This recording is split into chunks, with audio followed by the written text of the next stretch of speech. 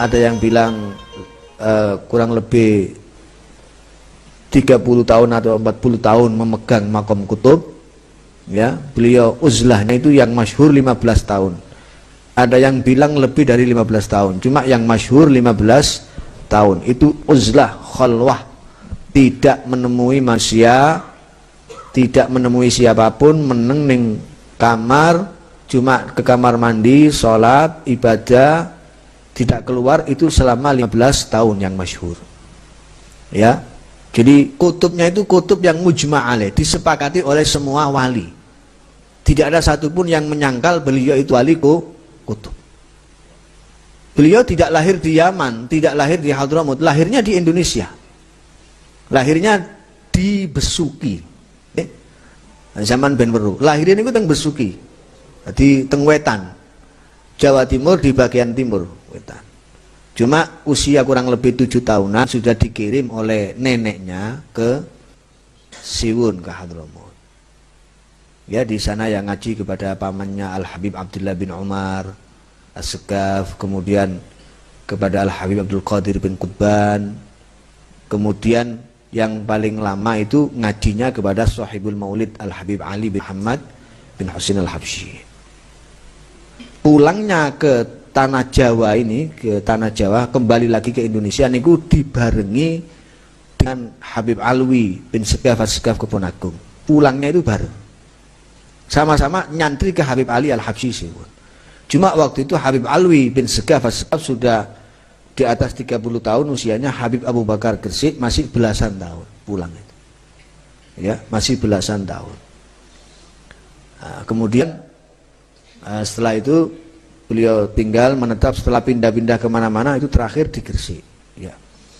Nah, beliau yang ada di foto ini di depan kita ini itu Masya Allah banyak sekali cerita-cerita tentang karomahnya yang kita tidak bisa sampaikan di waktu yang sangat terbatas. Cuma beliau itu terakhir memang beliau berdoa kepada Allah, minta diwafatkan umurnya kira-kira sama dengan Syekh Abdul Qadir Al-Jilani radhiyallahu anhu. Maka dituruti oleh Allah Ta'ala dungane wafati persis usia 91 tahun.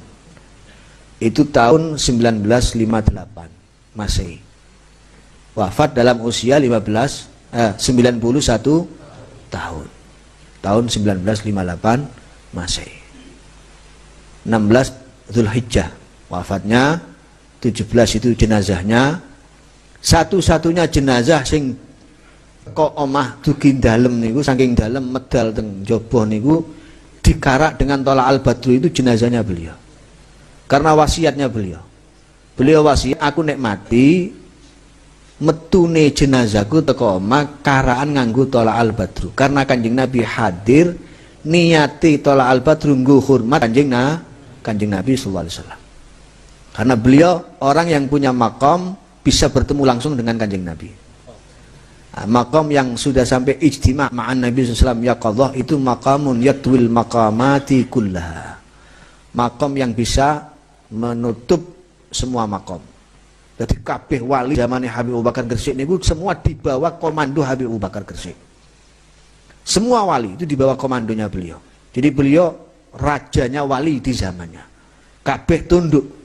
Sampai Al-Habib Husain bin Muhammad bin Tahir Al-Haddad, Habib Husain Jombang, wali ini Allah niku nggih, kali kakange Habib Alwi bin Muhammad bin Tahir Al-Haddad yang pesariannya ada di Bogor. Habib Husainnya ada di hidupnya lama di Jombang tapi pesariannya ada di Surabaya.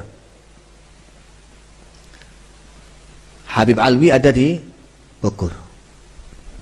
Habib Husain ini dengan Habib Alwi ini dua bersaudara. Sampai Habib Bakar dawuh ma raaitu akhwain ka Alawi wa Husain. Saya belum pernah melihat dua saudara seperti Alwi dan Husain saling menghormati. Kakangnya yang menghormati adik ini, si adik juga menghormati kakak. Sama-sama menghormati.